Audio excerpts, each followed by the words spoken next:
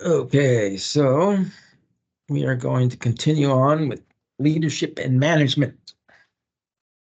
And as you will recall, yesterday we talked about leadership, and these were the three tasks that leaders have: setting direction, creating alignment internally and externally with stakeholders, and gaining commitment. So motivation and inspiration. Interestingly enough, they're also saying motivation is a management task. I think it's really more of a leader task. So now let's pick up with management. So here are the four roles that ISM says a manager has. So strategic planning, assessing supply risk and opportunities and developing strategic plans. Talent, attracting and retaining and developing talent or subordinates. Infrastructure, process, technology, all that good stuff. And performance, establish and analyze metrics.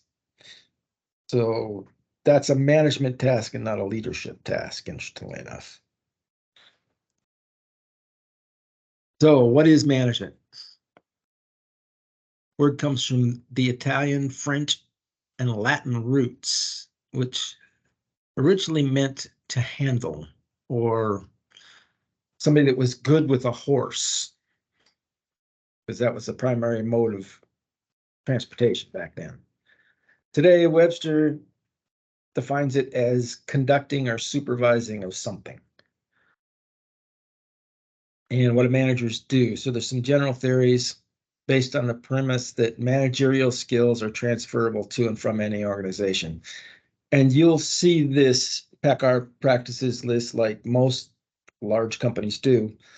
You'll see them at the director level and above. You'll see them pull people over from engineering and other places and drop them in as a director in purchasing when they don't have any purchasing experience. But that manager role is a leadership role and is based on these types of things: commercial, financial, security, accounting, managerial. It's universal. All managers perform the same functions. And these six functions are basically what they say they do. So a manager is more of a motivator and a generalist than a commodity manager would be. A commodity manager is a specialist. And you have to make that switch when you jump into management. So the assistant director in purchasing is kind of in between. They need to know some technical background because they're training commodity managers, but they also have to have managerial skills. So according to Henry Mintzberg, managers have three roles: interpersonal, informational, and decisional. So those are the three roles, and they require skills like developing relationships, carrying out negotiations, motivating subordinates, which I really kind of consider a leadership skill, but okay, resolving conflicts and disseminating information. Chris Chen, so that's Henry Mintzberg. Chris Chen is another guy that looks at management behaviors. He says they fall into three major categories: planning and budgeting, which is setting time phase performance measures, establishing targets and goals, and allocating resources. That's a true management function in my mind. Organizing and staffing, creating the organizational structure, defining roles, selecting the members, monitoring job performance. That's also another managerial task. And providing supervision and problem solving. Monitoring results versus the plan, identifying deviations or exceptions, and solving problems or disputes. So you see the managers are more involved in setting goals and making sure the organization gets to those goals, whereas the leader's more in setting the direction and kind of a follow me kind of thing. Theories of management.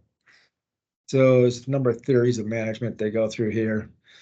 Motivational theories, managers must successfully motivate and develop employees by creating operating environments that elicits dedication and desire to excel.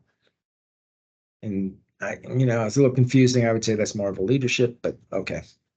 So management theory, content theories, they focus on the needs of the individual.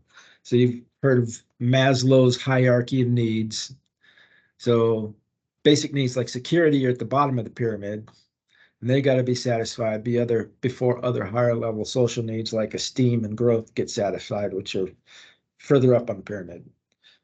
So each lower level need must be satisfied somewhat before they move on to the next level. So that's Maslow. He's the guy with the pyramid. Hertzberg, motivation hygiene theory, separates motivational factors into two categories: intrinsic within the job, or intrinsic to the job, and extrinsic external to the job. So motivation for the job is driven by rewards such as recognition and responsibility. So a reward, an external reward would be recognition by some group outside of the company. So for Hertzberg, it's all about rewards. From McClelland, he's got a theory that says three needs motivate behavior: achievement, affiliation, and power.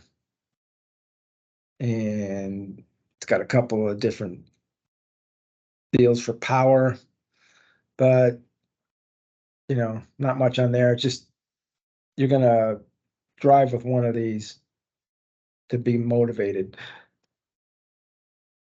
Elton Mayo, who's a professor at Harvard, did a study at Western Electric's Hawthorne, New York plant from 24 to 33. What Elton found was that when lighting was both increased and decreased, productivity went up. So it didn't matter whether you had a dimly lit factory or a well-lit factory.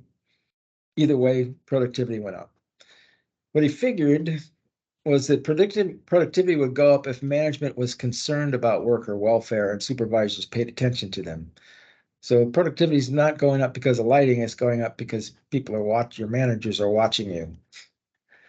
Now known as the Hawthorne effect. Good human relations stimulates higher morale and efficiency. So he's the father of the human relations management. How you relate to your workers depends on what kind of productivity you get out of them. Then there's process theories. So those theories are all content theories. These are process theories. Focus on the variables that influence behavior. So the expectancy theory is the manager should make employees understand if they put in a certain amount of effort, it will lead to a desired level of performance, and the employee will realize some favorable outcome. So in order for this to work, the manager's got to clearly show the tie between effort, performance, and outcome. And the manager must identify which outcomes would motivate best for each employee, or would be the best motivator for each employee. An individual's course of action is guided by two factors: the importance attached to a successful outcome of the action and the individual's assessment of their ability to reach that outcome. So if you give them goals that the individual feels there's no way they would make them in the time period, then they're not really going to pay attention to them. So effort, performance, reward. This is the expectancy theory. People will select alternatives they believe to be both attainable and rewarding. Can I hit my targets if I work hard? Will hitting my targets lead to rewards? And do I find the rewards desirable? Other words for it are valiance is the outcome or the rewards. Instrumentality is the performance. Expectancy is the effort.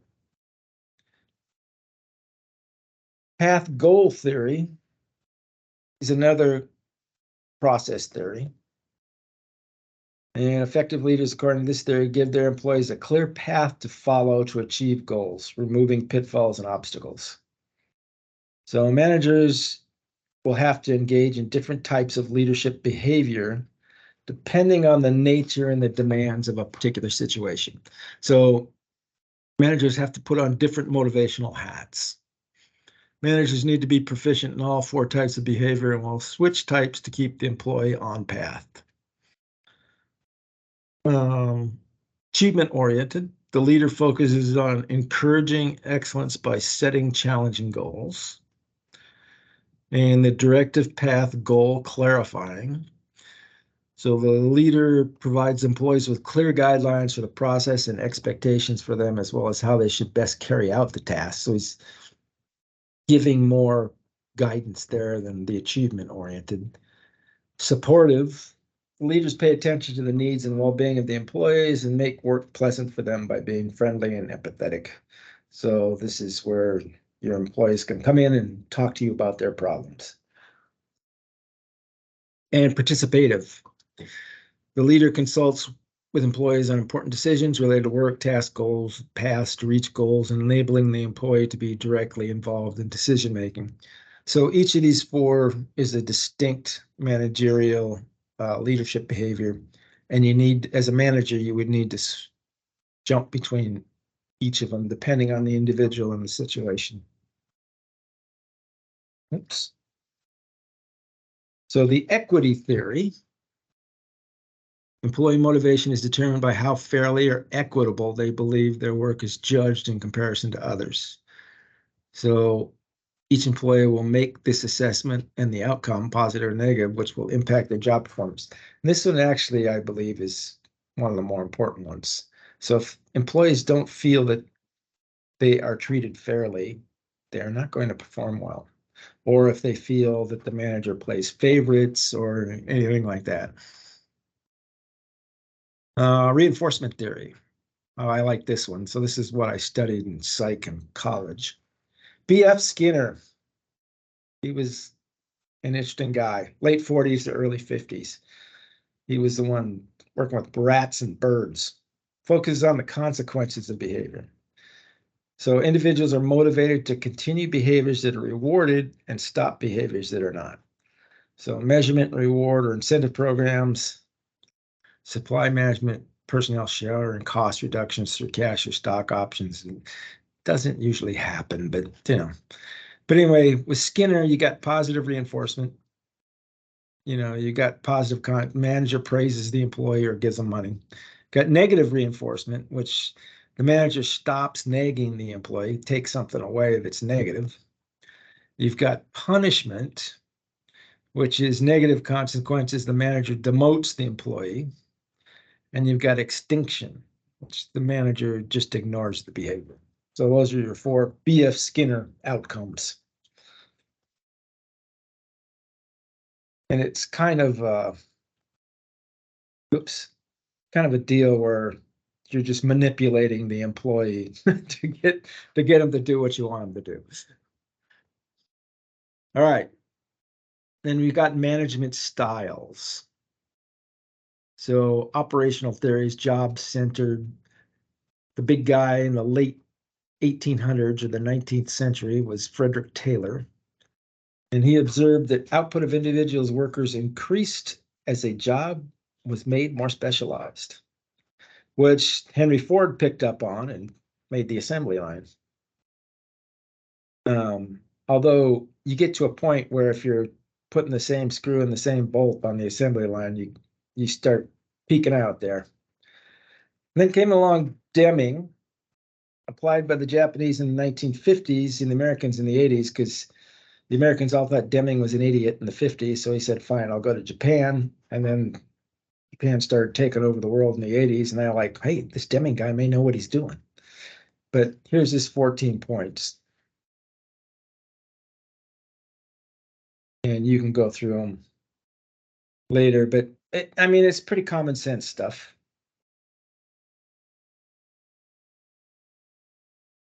So Deming's big quote, 94% of the problems in business are systems driven and only 6% are people driven. Speaking of which, you've got the theory X and theory Y, developed by Douglas McGregor in the 1960s. So theory X is the traditional approach. Managers treat their employees as if they're lazy, uncreative, undisciplined, generally not interested in doing a good job, and want to steal everything that's not nailed down. Leads to an autocratic, close supervision style of management, which a few of us are going to like. Theory Y, it's more consistent with the underlying nature of most people. Work is a natural activity. Most people tend to accept and seek responsibility. Creativity is possessed by most people, and most people want to do a good job. So this is the big difference between theory X and theory Y. In Y, most people want to do a good job. In X, they don't care. So, here's another: avoid work, work is natural, must be controlled, self-direction, etc.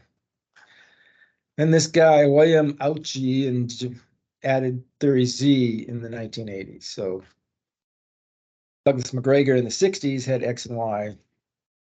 William added theory Z in the 80s. And this was typical 1980s Japan.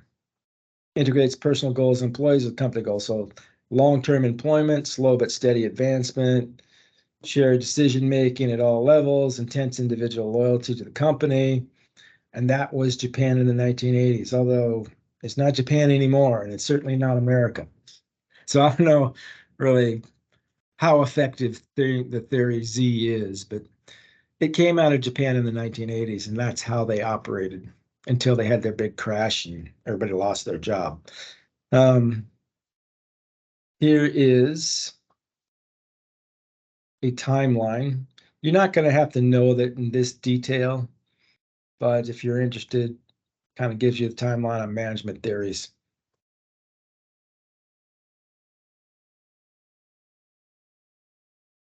All right, recall question. The theory that states employees would work harder if they believed management was concerned about their welfare is called what?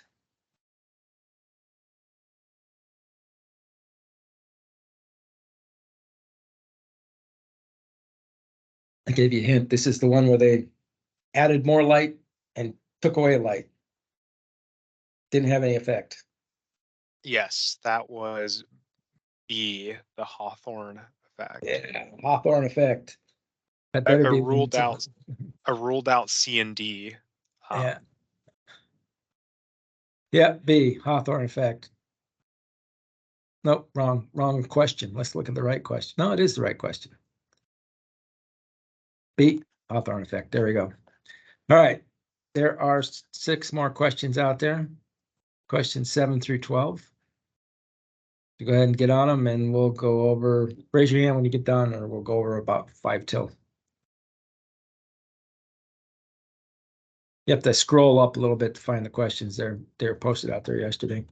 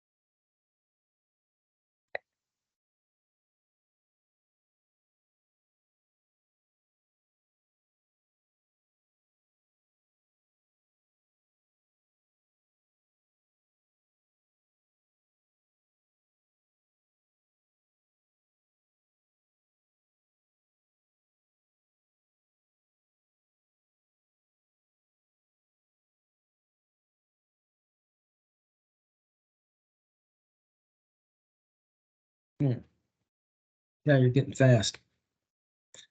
All right. Answers. Number 7 is C, path goal. One of the contingency motivational approaches based on an employee's expectation of award for performance. 8 is 8. Theory X starts from the premise that people are naturally lazy.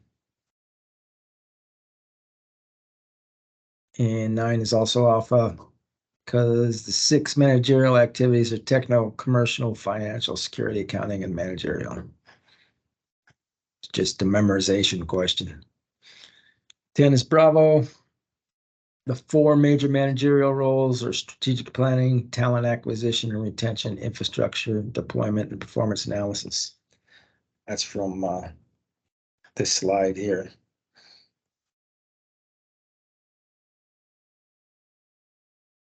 And then 11 is Charlie. The Hawthorne effect was discovered by Elton Mayo. Productivity went up whether lighting was increased or decreased. And 12 is Alpha. Expectancy theory is about picking the right goals for each employee so that the employee feels the goals are attainable and is motivated to meet them. All right.